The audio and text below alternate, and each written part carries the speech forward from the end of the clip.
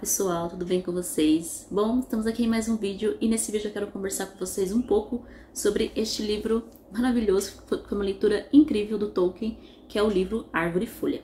Esse livro aqui, para quem não conhece, é um compilado de textos do Tolkien, tá? A maioria deles de não ficção, mas há textos aqui também de ficção, como por exemplo os textos Mitopeia e o texto Folha de Cisco, né, que é um conto. Mitopeia é um poema, e o poema que o Tolkien escreveu, O Regresso de Bernolf, filho de Bernohel.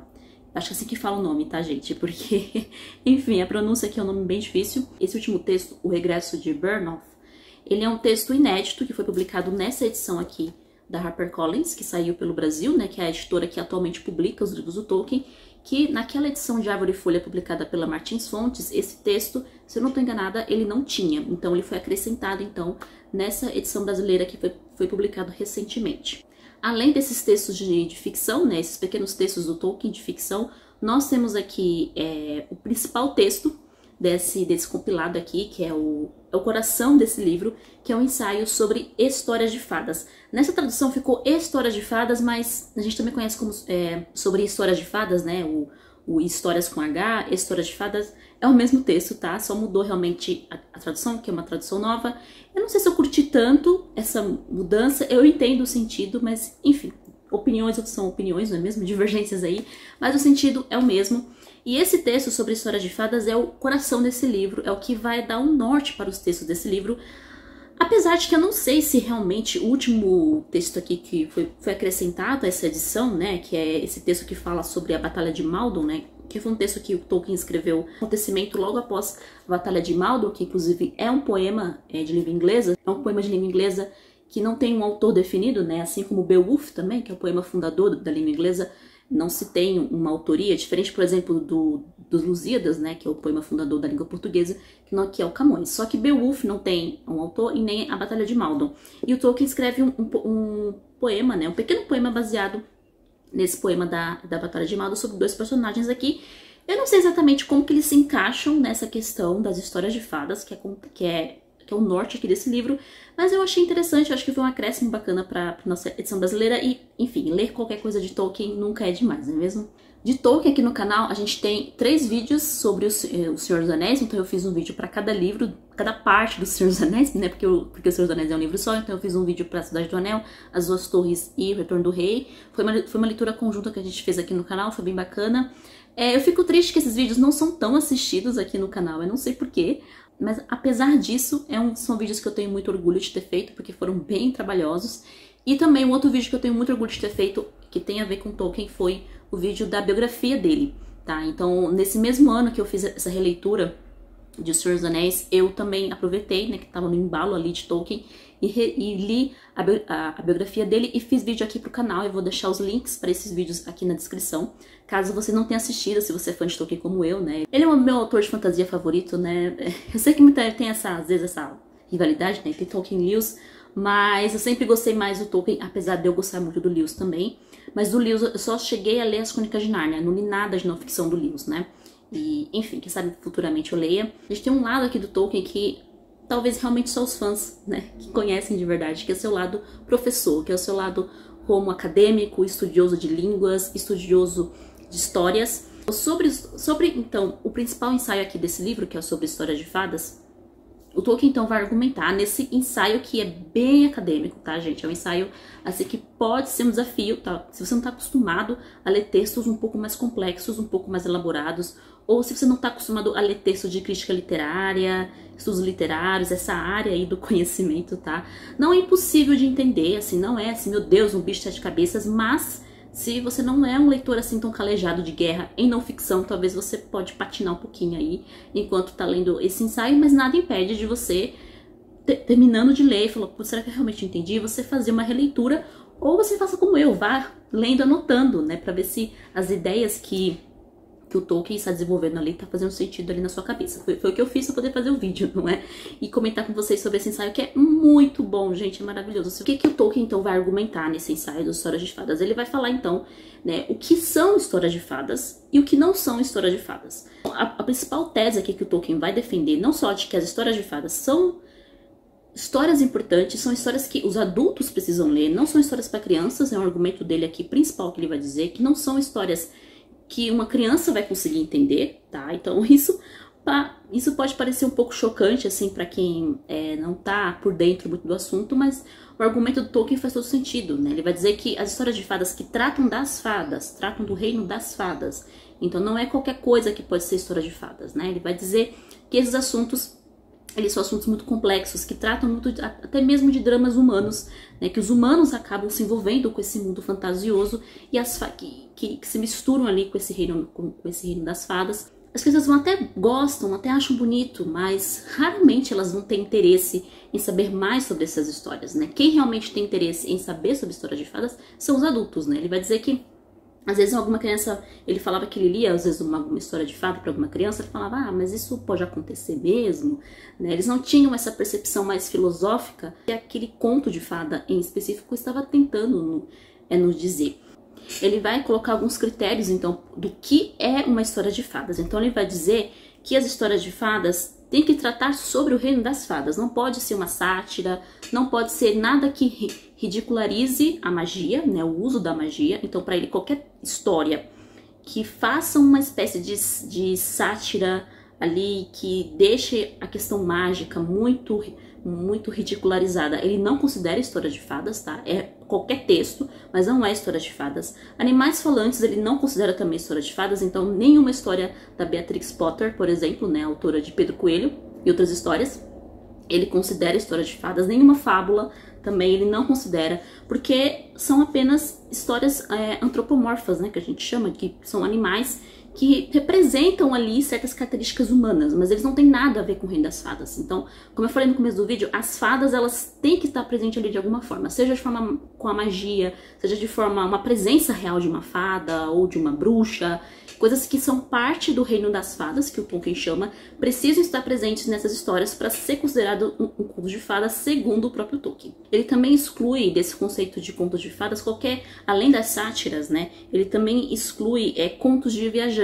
Então, viagens no tempo, viagens no futuro. Ele vai citar o H.G. Wells, né, que ele tem algumas histórias, alguns contos que tratam de seres de outros planetas. Para ele na verdade, é ficção científica, não é contos de fadas. E também ele não considera contos de fadas nenhum tipo de sonho. Nesse exemplo dos das histórias de sonho, né, o Contos de Sonhos, ele me cita o Alice no País das Maravilhas, que ele também não considera contos de fadas, justamente por estar incluso nessa categoria aí de sonhos da protagonista. É interessante também outro ponto que ele cita, que ele fala sobre o caldeirão de histórias, né? Então ele vai dizer que muitas das vezes as histórias de fadas, elas acabam se misturando com as histórias da própria mitologia de um país, de uma época, né? Então, às vezes, há essa fusão entre contos de fadas e mitologia. E ele diz que a fusão mais conhecida, mais perfeita, que na opinião dele foi as histórias do Rei Arthur. E para Tolkien, as histórias do Rei Arthur são histórias de fadas, porque ele disse que contém mais magia, mais elementos do mundo fantástico das fadas, como por exemplo outras histórias famosas, como a dos Irmãos Grimm, por exemplo, alguns contos dos Irmãos Grimm que ele não considera exatamente contos de fada, né? Então ele disse que nas histórias arturianas, ou seja, nas lendas arturianas, né, lenda, folclore e mitologia que se mistura, né, com as histórias de fadas, há esse elemento do caldeirão de histórias, né? Ainda voltando sobre o ponto das crianças, né, e os contos de fadas, né, que para nós, assim, pode ser um ponto até polêmico para algumas pessoas, mas é um ponto que realmente eu concordei com o Tolkien. Ele me convenceu nesse argumento de que ele vai dizer que as crianças não são as maiores apreciadoras de histórias de fadas, que na verdade quem realmente aprecia histórias de fadas são os adultos, né, e ele também não gosta dessa coisa de pegar os contos de fadas e fazer uma versão para crianças, né? Muita coisa se perde, né, ao fazer essas adaptações infantis, né? Se o Tolkien visse as adaptações infantis dos contos de fadas feitos pela Disney, eu acho que ele ia odiar, né? A Disney já tinha feito, por exemplo, o Branca de Neve, né? Branca de Neve é de 40 e pouco, né? Então já tinha saído o Branca de Neve e a Bela Adormecida, se não me engano, né?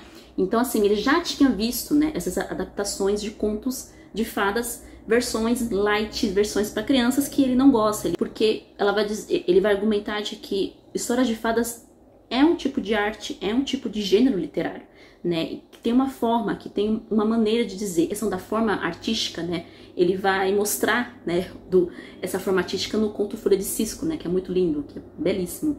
Mas enfim, ele vai dizer que o conto de fadas é arte, é um gênero literário que tem que ser respeitado, né, e que muitas vezes não é tão respeitado, principalmente na crítica literária, né, que não há um respeito como um gênero literário sério, que precisa de uma arte, que precisa de uma forma, que precisa de uma moldura para ele ser apresentado ao leitor. Ele vai dizer que essas adaptações infantis são normalmente feitas sem usar muito o critério artístico da história original. Todo o critério artístico das histórias originais, né, que são belíssimas. Quem já leu qualquer conto de fada nas suas versões originais sabe o quanto o texto é bem escrito, né? Eu fiz até um vídeo aqui sobre A Pequena Sereia, a versão original do Henry Christian Andersen. É belíssimo, é de uma beleza de prosa, de poesia naquele texto, que é uma coisa assim que, mesmo eu gostando da versão Disney, da versão mais infantilizada do conto, realmente se perde toda, não só isso, mas também toda a questão filosófica e existencial daquele conto, principalmente no final,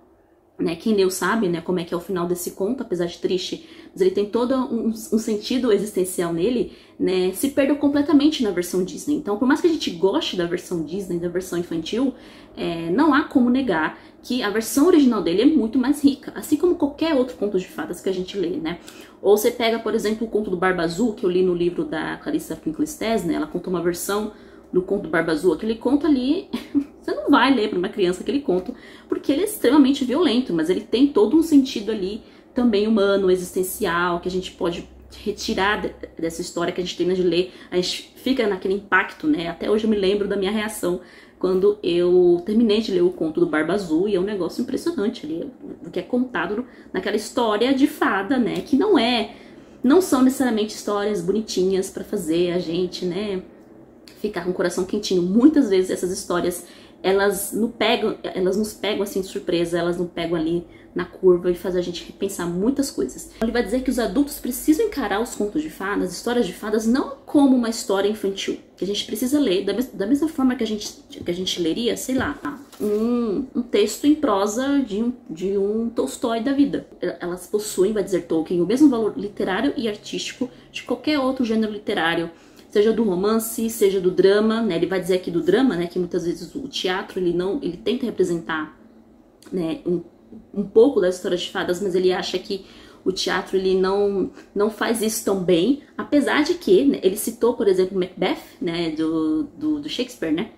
Ele fala, olha, eu não gosto muito das bruxas de Macbeth, porque eu acho que elas não são tão bem representadas ali nesse contexto. Eu acho a magia muito caricata nessa peça, né? Eu não sei se o Tolkien chegou a ler ou assistir o Sonho de uma Noite de Verão do Shakespeare, mas acho que nessa parte da representação da magia, né, do mundo das fadas nas peças do Shakespeare, eu acho que ele foi muito mais feliz em Sonho de uma Noite de Verão, apesar de que, mesmo tendo ali personagens mais da mitologia da Inglaterra do que necessariamente das fadas, há fadas, né, há ali uma magia ali acontecendo, mas enfim, eu fiquei bem curiosa para saber qual seria a opinião do Tolkien sobre essa peça em específico, mas infelizmente ele não citou o Sonho de uma Noite de Verão e só citou o Macbeth. Ele vai argumentar também que a melhor forma de representar as histórias de fadas, né, a melhor maneira artística de falar de histórias de fadas é através da escrita. Nem sempre o teatro vai saber representar bem essa questão mágica, né? Ele fala que ele achava esquisito, ele não achava que era muito o ideal, aquela forma teatral, né, de se representar, que pra ele a forma escrita é a forma artística que melhor representa os contos de fadas. Outro ponto importante desse ensaio é que ele vai argumentar também que uma coisa que pra mim sempre foi muito clara, mas eu fico muito triste quando eu escuto pessoas dizendo que assim, ai, a fantasia, não só o gênero fantástico, tá? Eu falo a fantasia assim, que tem a ver com livros, que tem a ver com as histórias, né? Ai, você fica presa nesse mundo de fantasia, não sei o que, mas lá não vê o mundo real. E aí o Tolkien fica, até o tom dele até aumenta aqui nesse argumento, que ele vai falar assim, olha, o que é mundo real pra você, né? O que é vida real? É ver máquinas destruindo pessoas? é isso que é o mundo real para você? É ver essas coisas monstruosas, né? Então a Inglaterra estava passando por mudanças muito bruscas, né, na indústria, na época do Tolkien. Eu fico imaginando o que ele ia achar do mundo de hoje, não é mesmo? Com essa questão de inteligência artificial, essa coisa toda, computadores mega revolucionários, não sei o que mais lá. Então, assim, Tolkien sempre foi desconfiado dessas coisas, né? Ele nunca achava essas coisas, oh, meu Deus, que maravilhoso, que incrível, né? Máquinas que falam. Eu tenho esse espírito tolkieniano também em mim, gente. Eu nunca fiquei nada impressionada com nada tecnológico, pra ser bem sincera. O tio Tolkien aqui eu entendo perfeitamente, que eu também não me impressiono com nada, mas a fantasia, né, não só o gênero fantástico, né, mas a fantasia no geral, ou seja, a literatura no geral, ela sempre me impressionou muito mais, ela sempre me surpreendeu muito mais. E isso é super verdade, porque a gente, se você pega ali um livro bem escrito, agora mesmo estou relendo aí o Grandes Esperanças do Vic Tubber, e mesmo lendo pela terceira vez, Jenkins continua me impressionando, né? Lendo qualquer coisa do Tolkien também, que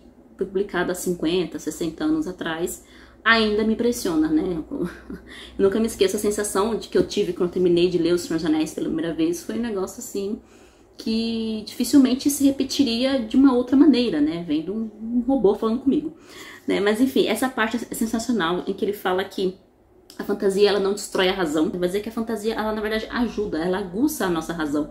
Ela não a destrói, né? A fantasia, ela deixa a razão mais refinada. E ele vai dizer uma coisa belíssima também, de que nós temos que criar tal qual fomos criados, né? Eu imagino que vocês sabem que o Tolkien era católico, né? Assim como eu.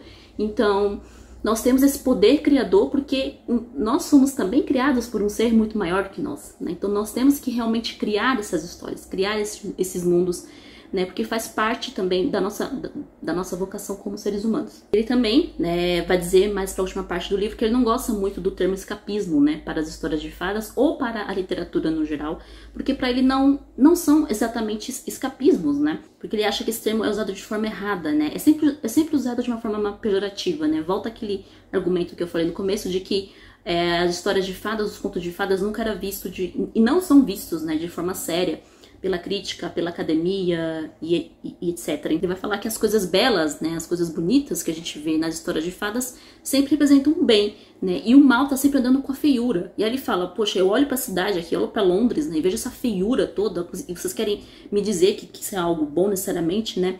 Então, ele faz essa crítica assim que eu achei sensacional, essa parte que ele fala da vida real e da fantasia, que é muito bom. E aí, por fim, ele fala da consolação do final feliz, né? Que é o seu argumento da eucatástrofe, né? Nos vídeos que eu fiz sobre o Senhor dos Anéis, eu comentei um pouco sobre a eucatástrofe. Mas a eucatástrofe é essa guinada que há na história quando você acha que tá tudo dando errado, a história tá indo por um caminho que parece que vai acabar mal. E acontece ali essa virada, né? E aí a história finalmente termina.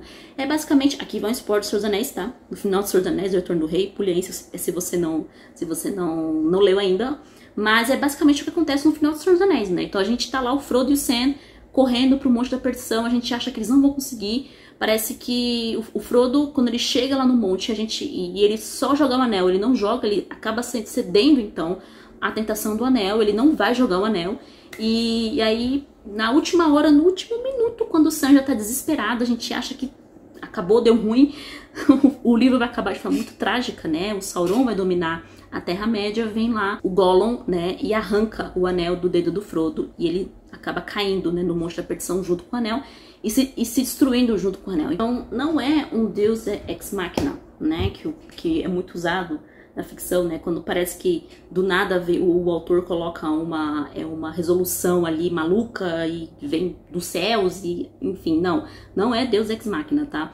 A eucatástrofe, ela é muito mais assim, bem feita, bem pensada nesse aspecto do que o Deus ex machina. Então, o Gollum, por exemplo, usando aí o exemplo do Senhor dos Anéis, o Gollum, a gente sabe que ele desde o Hobbit, a gente sabe que ele era obcecado pelo anel. Quando a gente vê o final do Gollum, a gente sabe, poxa, ele passou toda a série, né, desejando, né, esse anel, idolatrando esse anel. Então, o que aconteceu com ele faz todo sentido, né? Não é uma invenção mirabolante do Tolkien para fazer com que a história termine bem. Então, ele vai dizer que os contos de fadas, eles têm essa capacidade de dar a consolação do final, né, dessa eucatástrofe. O final da Pequena Sereia também, do conto original também, tem é bem Eu, Catástrofe mesmo, porque a gente acha que, putz, acabou tudo ruim, deu tudo errado, mas não tão errado assim.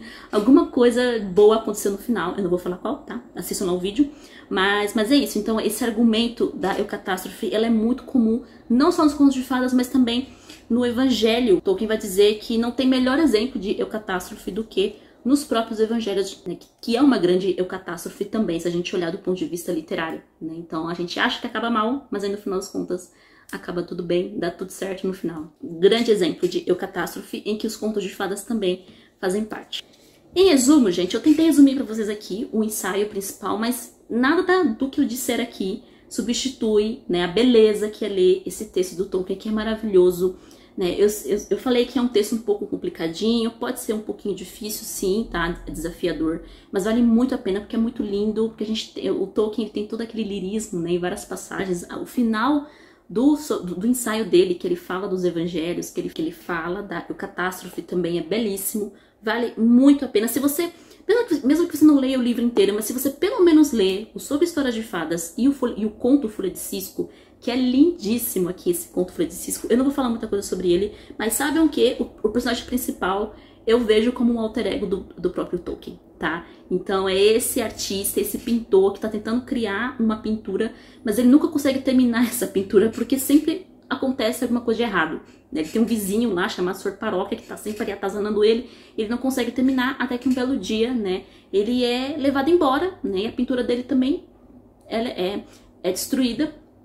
E só que a gente acompanha essa jornada desse pintor, né, que é o Cisco, até então encontrar a sua arte novamente, encontrar um sentido para suas habilidades artísticas. E assim, gente, se você conhece um pouco da história do Tolkien, você vai perceber que esse personagem Cisco, ele é o próprio Tolkien, ele é o alter ego, né, digamos, do autor, e é belíssimo, gente, belíssimo mesmo. Eu gostei também do conto Mitopeia, né, conto não, do poema Mitopeia, muito lindo, é um bom complemento ao ensaio ao ensaio sobre histórias de fadas.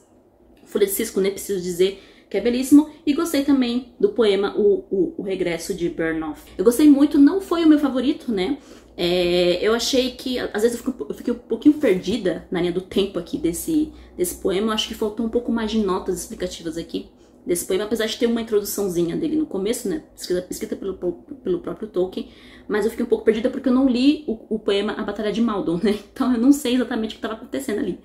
Mas, enfim, vale muito a pena, tá? Se você gosta de não ficção, se você gosta de não só contos de fadas, mas fantasia, se você curte também crítica literária, se você gosta do Tolkien, se você é fã do Senhor dos Anéis, leia esse livro, tá? Esse livro aqui pra você é obrigatório, tá? Você que é como eu, fã de Tolkien, não leu ainda o Árvore Folha, leia o Árvore Folha, que é maravilhoso. Principalmente o ensaio, né, sobre história de fadas e o conto Folha de Cisco, que é maravilhoso, recomendadíssimo. Então eu vou ficando por aqui, a gente se vê então no próximo vídeo. Um beijo pra vocês e até mais.